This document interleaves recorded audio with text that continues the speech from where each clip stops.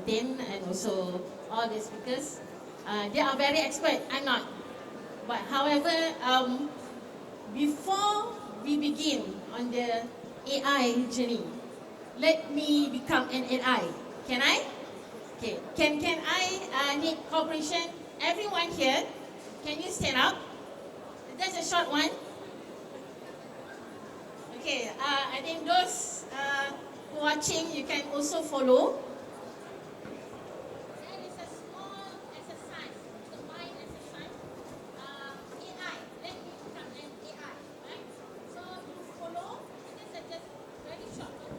Right? Okay. Can you do your hand like this? Right? So, and change. And next. I think everyone also can follow. I'm AI now. And next. Okay, fast. Right, good. Okay. Right, good. 1, 2, 3, 4, 5, 6, 7, and 8. Okay. Another one, another round. Let me do this. Okay. Alright. Okay, so change. Change. Right, good. Change. Okay. Alright, good. Okay, 1, 2, and 3, 4, 5, 6, 7, and 8. Thank you. Alright. Okay, let's come to the serious matter. Okay. So, from the exercise, I think there is a keyword over here. Talk about AI, productivity, and organizational excellence, and the adoption of AI. So, I'm Sally from Malaysia Productivity Corporation. Call me Sally, and okay. Anyway, you see my slide. Then I start with, I'm using AI Gamma. Have you heard about that? That is the most easiest AI. So I think everyone can use that. Talking about operational speed, right? Understand of AI. So you need to use it daily. You need to familiarize it. Can anyone here familiar about Cubot? Have you heard about that? Cubot? The robot inside, I mean, when you open the website? Okay, good. Anyone heard about Google AI? Okay, right, good. Canva AI? Good, okay. ChatGPT? Okay, the famous, do you know that? ChatGPT is the famous AI in the world. Right? When you Google, sometimes, as Datin said, Sally is very busy to catch. However, when you do work, right, you need to understand the AI. When you're talking about operational and productivity, because productivity is a very boring topic, is it? You talk about productivity, and I believe anyone here can fall asleep talking about productivity. But AI use that as a tool to boost your productivity. So for MPC, next. Okay. Okay. Sorry, I give you very economic pictures and graph. Just want to highlight to you that you need to know where you are, right? So talking about Malaysia, I think during 2006, 2010, we are, following the steps of Korea, we go together, increase the productivity. However, past 2022, 23, you heard about our ranking, competitiveness ranking, we go down a little bit. So what happened? Even though we have very good tools, AI, and also all the robotics and automation and others, but what happened? Next. Okay, I'm using AI to analyze. I'm very lazy person, so AI can use, you plug your graph inside Gamma, you ask them to change your slide. So they give me this. So there's some analysis whereby why South Korea, because they are very high investment, right, in technology. Okay, next. Okay, it's just some comparison of the digital transformation, and you can see that the digital part whereby Malaysia you can go down, and every year we going down. So it is very critical indicator for everyone. Alright, next. And this is some of the best practices. Again, talking about operational, organizational excellence. So since that we already know, do you think that for this year, Malaysia, Indonesia and Thailand has surpassed Malaysia?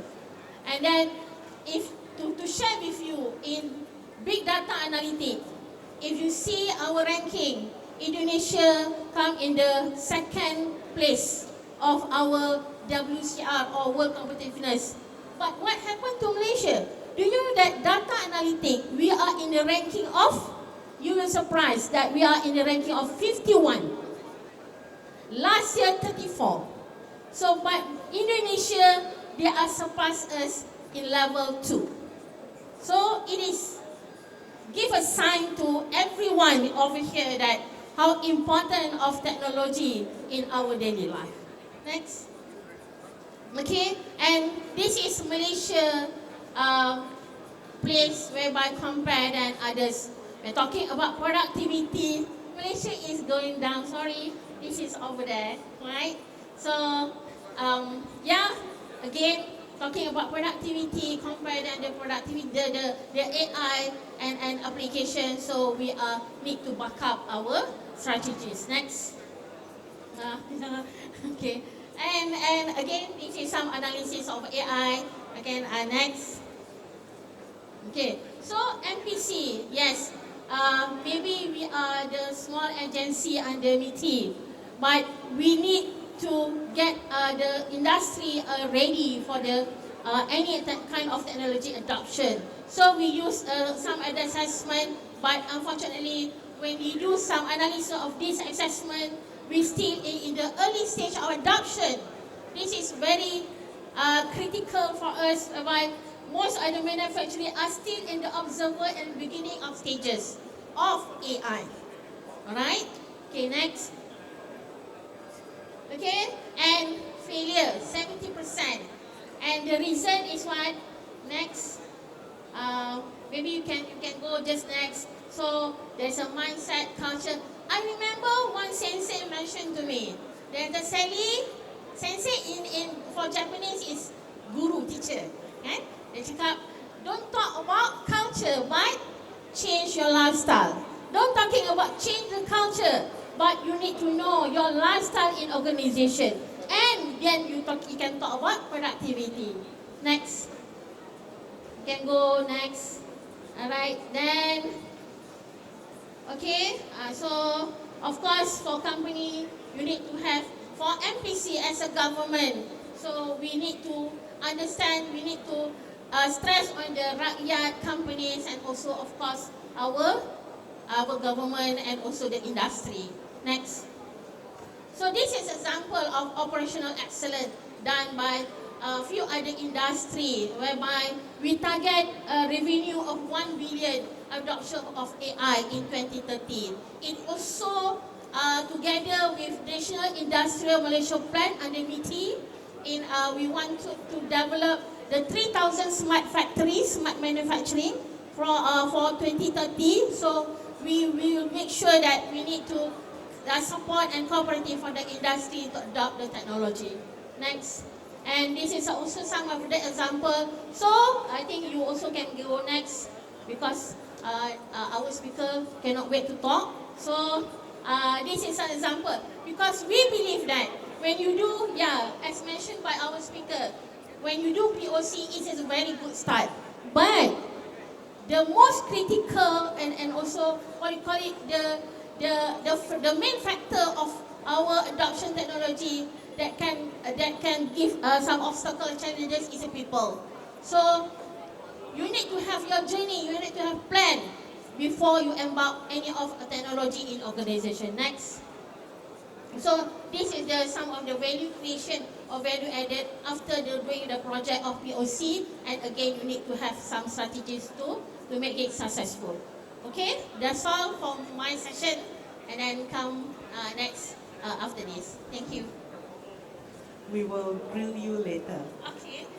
Dr. Chan, so you are going to bring it home for us, okay? Now, beyond technology, AI is reshaping the skills that we require in our industry. Can you discuss how education and continuous learning are evolving to support this shift and to prepare our workforce for an AI-driven future?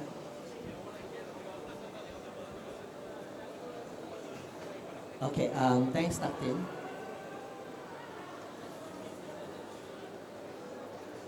Next. Actually, I only have one slide Next, please. because I need to cut short. And thank you very much for the panel. Already share a very important point. AI for me, for my understanding, is a tool. AI technology actually want to make human life become better. Supposed to be like that, right? But what we want to find out now is we are getting busier, right? Busy every day. And AI didn't come into our life because AI is a tool, but no people spend some time to understand and make their position.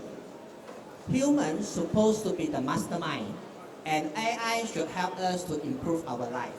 Just like our handphone, right? Everyone now on the hand have a handphone. 80 years old people and 8 years old young people also have the handphone. They know how to operate a handphone. So AI one day supposed to be like this, so that our skill should upgrade from the normal operation skill, I mean for industry, into a managing decision-making skills.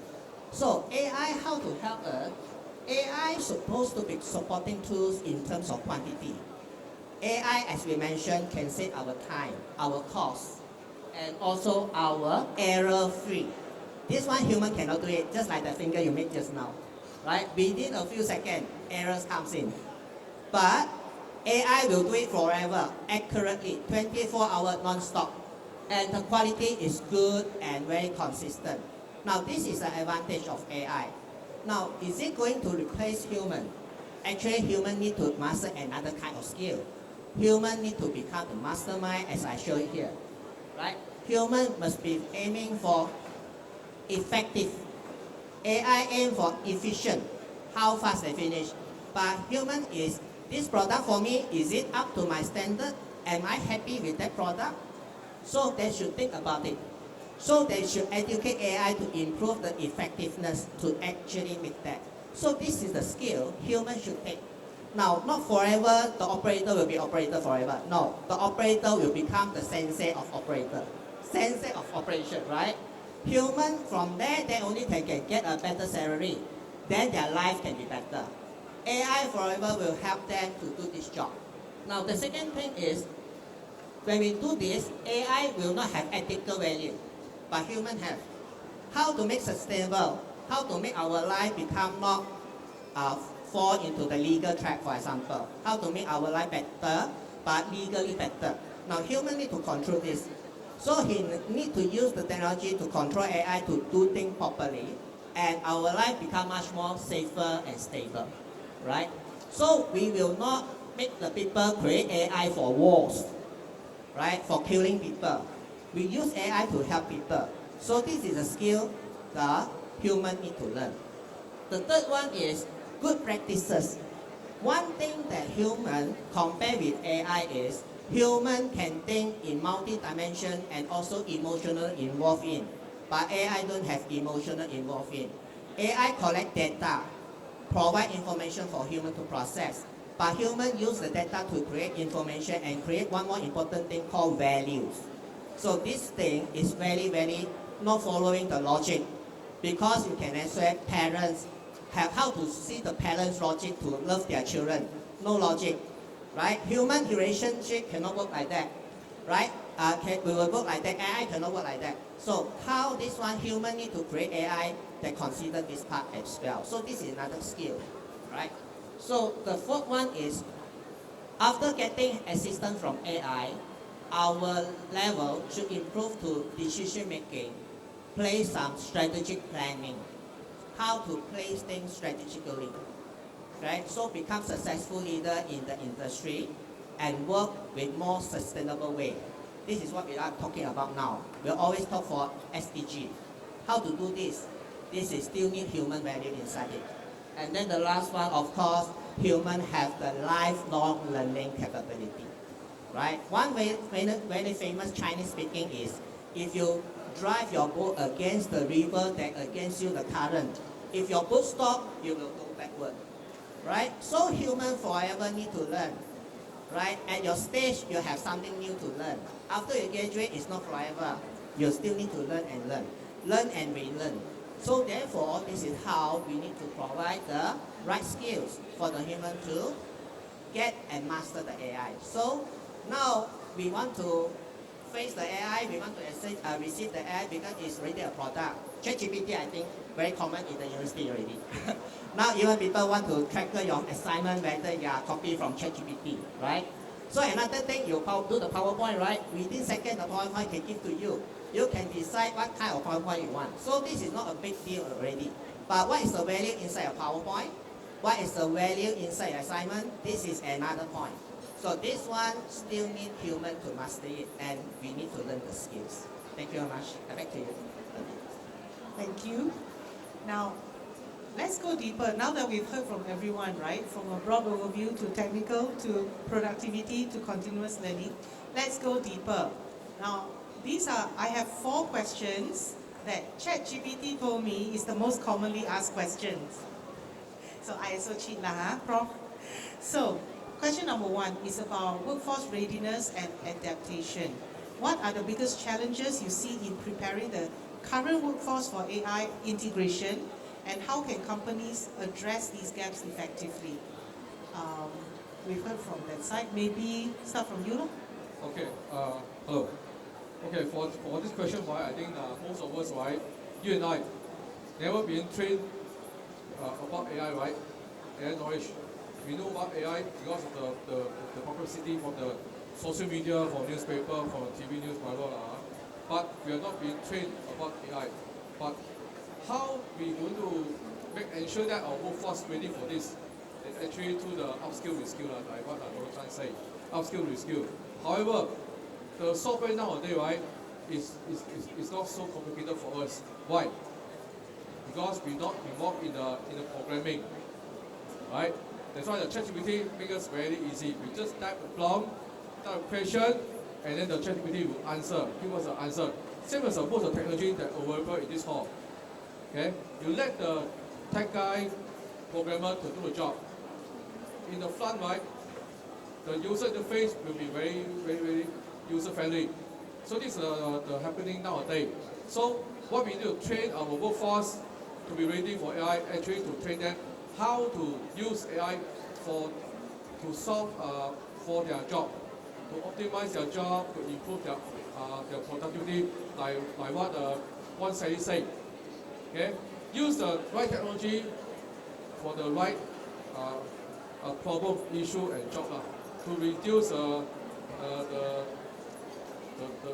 issue from day to day. And then of course we want to do what for our lifestyle. We want to have a better life, right? That's why we engage. We just adopt technology. We just pay for the ChatGPT. Like me, I pay for ChatGPT to subscribe it. Why? Because it creates a value for me to understand, to do a better job. Okay, the faster time for a better job. Okay, same as the industry here. Okay, normally industry, right, will not pay for it if they know that there's no value on that technology. Okay, this is what happened nowadays. Of course, a lot of issues are happening in the industry, right? That force the industry to go for it. You have no choice. Let's say for human, you're very tough, very difficult to find the right talent, right person to do the job. So you need to engage with the technology, no choice, no choice, right? Even everything here, okay, same. However, we need to have a right mindset, and then culture, mindset, to adopt the right technology to solve the problem. Okay? Thanks. I suppose what I understood by that is that we need to find the right tool for the problem. And example, like if it's ChatGPT, we don't need more programmers, we need people who prompt. So we need prompters. Yeah. ChatGPT now got ChatGPT Canva. Canvas. Canvas. Okay. Yeah. So, As Johnson? I add on a few points from there. I think one of the important concern in the industry is that a lot of employees or workers right now so concerned is that if the management of a company starts to embrace artificial intelligence, would their job be at stake? Would they start to lose their job? You know? So that is the concern of a lot of operators, a lot of workers in the factory. But this is where I think a lot of training, a lot of awareness needs to be poured to the industries and to the plants to tell them that AI is not here to take away your job, but AI is here to help you to do your job more efficiently, as what Dr. Chan was mentioning. Because AI or what machine is going to do, they can do repeatedly without feeling tired, without having a bad emotion. For example, yesterday you have a bad argument with your spouse. Today, you feel so agitated and you don't want to do your work well. And the result came out kind of bad. Let's say they are baking cake. Today the cake doesn't taste as good as yesterday because you had a bad argument with your spouse. Right? These are emotions that come in because we are human. But machines doesn't operate that way. And as us as humans, if last night we have a heavy party and today we are so tired and we're not able to execute our job well. So, but machine will not have that. So this is something whereby a lot of the employees or workers need to understand is that AI is not here to replace your job, but we have to embrace technology, embrace the change, and we as humans have to look forward towards something that AI doesn't do, like creativity. Okay. The other aspect is that would AI immediately come into the industry world? Then we ask ourselves this thing: if you look into Google Maps or you look into Waze, what is the error delta that we're seeing? That we want to go from point A to point B, and it tells you that 15 minutes. How many times of this you see that it keep on changing from 15 minutes, maybe change to 30 minutes, 20 minutes, because it's the updating of data. So do you want to really be so dependent on this AI and put it into your production floor, let's say doing a petrochemical refinery, and you let it run via AI? Then these are questions that you have to ask yourself. How much of data do we have there? How much have we trained the system to understand? That's where we call machine learning. The more powerful the artificial intelligence will be depends on how much of data you have fed in. So this amount of data that you feed in has to go through rigorous tests, and the amount of large data that actually constitute to many different scenarios, so that AI can be able to think from more angles and more different layers, like how a human brain is thinking. When you want to cross a bridge through a river, we will think that if I cross the bridge, would the bridge able to hold my weight or not? If I cross the bridge, would there be any crocodiles jumping out from the river to bite me? These are things that are coming into our mind. But if you just have a simple robot saying cross bridge from the riverbank A to riverbank B, you just cross because it got no sense of fear. But we as humans, we tend to think, yeah, what if the bridge is slippery somewhere, put a banana peel there, I walk and I slip down. Right? So there are lots of concerns. So these are things that you need to train the machine, and this is where I think at the present moment we can embrace the technology, but if AI is here to replace all human and all of us will be out of work, maybe not so soon. Okay. So what I understood from that is that no, AI won't replace jobs. Not as now. So, however, it could replace tasks. So Exactly. perhaps companies could focus their messaging, with the staff, to let them understand that AI is a more powerful tool to help them do their job better. So the staff needs to upskill to other different kind of skills to operate this powerful tool, right? It's now one, our panelist speaker was also mentioning, right? It's also about the mindset and the culture. So the management have to understand that this AI was supposed to do, how it's supposed to help the factory, and how has to utter this message across to all of the workers across different hierarchies. Everybody understand this thoroughly, so that this will not generate any fear in all of them. Okay, Sally, what's your take? So the question, let me repeat the question. So what is the biggest challenge you see in preparing the current workforce for AI integration, and how can companies address these gaps? Okay, thank you. Everyone talking about their skills and also what you call it, culture, mindset. Maybe there is a one story, right? Nak dengar tak? Okay, nasib. Okay. How AI touch the emotional of one person, and one day this is a person who the mom passed away, I think past few months ago, and she really miss mom, right? So do you know what AI can do for her? This is the real story, right? So one day, normally dia always talk to her mom and then say something, share their whatever happened in that day. So, and one day she really need someone to talk, and they chat with AI.